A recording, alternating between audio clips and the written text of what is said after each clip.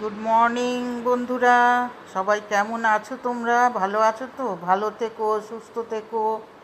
এই দেখো, আমি এই কটা কাতলা মাছ ছিল, একটা মাথা, লেজা, একটা দাগা, একটা পেটি। এই আলু পটল দিয়ে ঝোল করব। দেখো তোমরা, খুব ভালো লাগবে। সিম্পল রান্না করব। আমি কড়াইয়ে তেল দিয়ে দিয়েছি। তেল গরম হলে মাছগুলো ভেজে নেব। কেমন লাগছে আমার রেসিপিগুলো? আমার সবই সিম্পল, যা আমাদের প্রত্যেক দিনের যা রান্না, তাই আমি দেখাই। দেখো কেমন লাগছে। তেলটা গরম হয়ে গেছে, আমি মাছগুলো ছেড়ে দিয়েছি। ভালো করে মাছ এপিট ওপিট ভেজে তুলে নেব।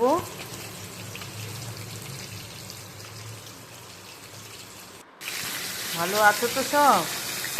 যা গরম, মাঝে মাঝে একটু করে বৃষ্টি হচ্ছে। এই দেখো, এই মাছগুলো ভাজা হয়ে গেছে, মাথাটা ভেজে নিই, তারপরে সবজিটা বসাবো। ভালো থেকো, সুস্থ থেকো সবাই।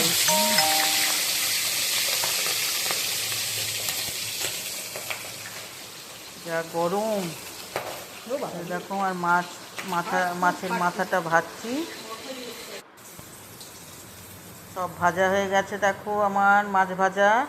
এবারে তেলে আমি জিরে আর কাঁচা লঙ্কা ফোড়ন দিলাম। আর তেল আমি করিনি, মাছ ভাজার তেলেই দিয়ে দিলাম। এবার আমি আলু পটলগুলো ছেড়ে দিলাম, দিয়ে ভালো করে তেলে আমি ভাজবো আলু পটলটাকে। দেখো তোমাদের কেমন লাগছে। ভালো করে ভেজে তারপরে নুন হলুদ দেব, আদা রসুনের পেস্ট দেব। তোমরা কিন্তু আমার এই রেসিপি দেখে কেমন লাগছে লাইক করো, শেয়ার করো, কমেন্ট করো। এই দেখো, আমি নুন হলুদ দিয়ে দিয়েছি, দিয়ে আবার ভালো করে ভাজবো আলু পটলটাকে। আর অতি অবশ্যই সাবস্ক্রাইব করে দিও। দেখো, আমি ভালো করে ভেজে নিই আলু পটলটাকে। এবার আমি আদা রসুন আছে, পেঁয়াজও আছে, লঙ্কা, কাঁচা লঙ্কা, শুকনো লঙ্কা, টমেটো সব দিয়ে মশলাটা পিষেছিলাম, আদা রসুন ওই সব দিয়ে। দেখো, আবার ওই মশলা দিয়ে ভালো করে ভাজতে হবে।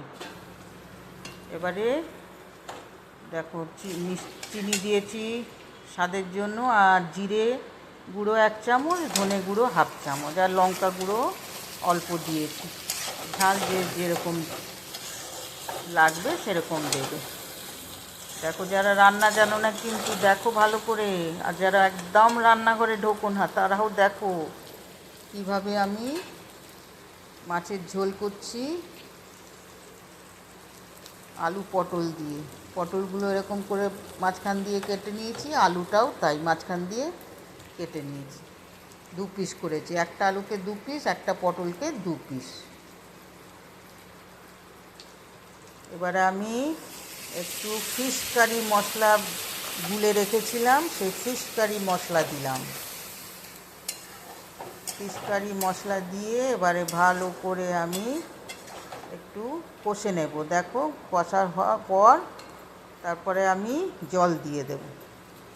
এখন আমি কষছি। দেখো, দেখো কষে জলটা কত কমে গেছে। ফিশ কারি দিয়েছিলাম সেই জলটা একদম কীরকম হয়ে গেছে দেখো, মাখা মাখা মতন। এবার আমি জল দিয়ে আলু পটলগুলোকে সেদ্ধ করব। দেখো কীরকম, একদম এইভাবে কষা করতে হবে। এবার আমি জল দিয়ে দিয়েছি। একটু নুনটা টেস্ট করে দেখে নেবে, যদি কম লাগে একটু দিয়ে দেবে, আর যদি ঠিক আছে তো দেওয়ার দরকার নেই।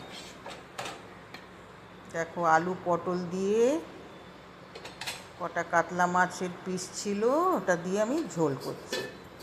এবার ঢাকা দিয়ে দিলাম। 3-4 মিনিট পর আবার ঢাকাটা খুলবো, একটু আলুটা পটলটা সেদ্ধ হবে। এবার আমি 3-4 মিনিট হয়ে গেছে, আমি ঢাকা খুলে দেখো এমনভাবে ফুটছে। একটু ধনে পাতা দিয়ে দিলাম,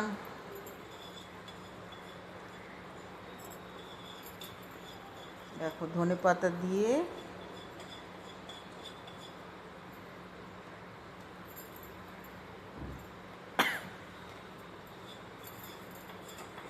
ধনেপাতা দিয়ে দিয়েছি। এবার একটু নেড়ে নেব।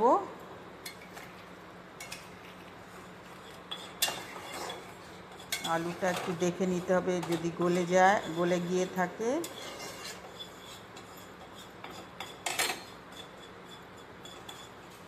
আরেকবার একটু ঢাকা দিয়ে দেব। আলুটা আর একটু হবে, পটলটা হয়ে গেছে প্রায়, আলুটার একটুখানি হবে। ওই 1-2 মিনিট রেখে ঢাকা দিয়ে এবার আবার ঢাকা খুললাম 2 মিনিট পর। এবার আমি মাছগুলোকে ছেড়ে দেব। আমার রেসিপি কেমন হয়েছে, কেমন লাগছে আমাকে কমেন্ট করো, লাইক করো। দেখো আলু হয়ে গেছে, শেয়ার করো, আর অতি অবশ্যই সাবস্ক্রাইব করে দিও। এই দেখো এবার আমি মাছ ছেড়ে দেব ঝোলের মধ্যে। মাছ দিয়ে দিলাম। দেখো আমার এই কাতলা মাছের আলু পটল দিয়ে ঝোল আমার হয়ে গেছে। আলুও গলে গেছে। একটুখানি ফুটিয়ে আমি এবারে ঢাকা দিয়ে দেব।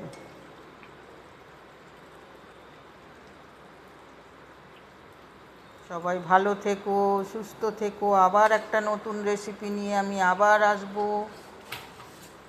এবার আমি ঢাকা দিয়ে একটুখানির জন্য রেখে দিলাম। এই দেখো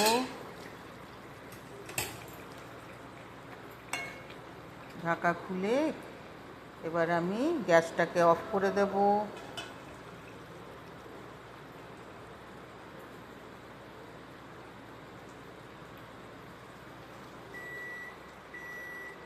দেখো মাছটা ফুটছে, এবার আমি গ্যাস অফ করে দেব। ভালো থেকো, সুস্থ থেকো। আমি আবার একটা নতুন রেসিপি নিয়ে আসব।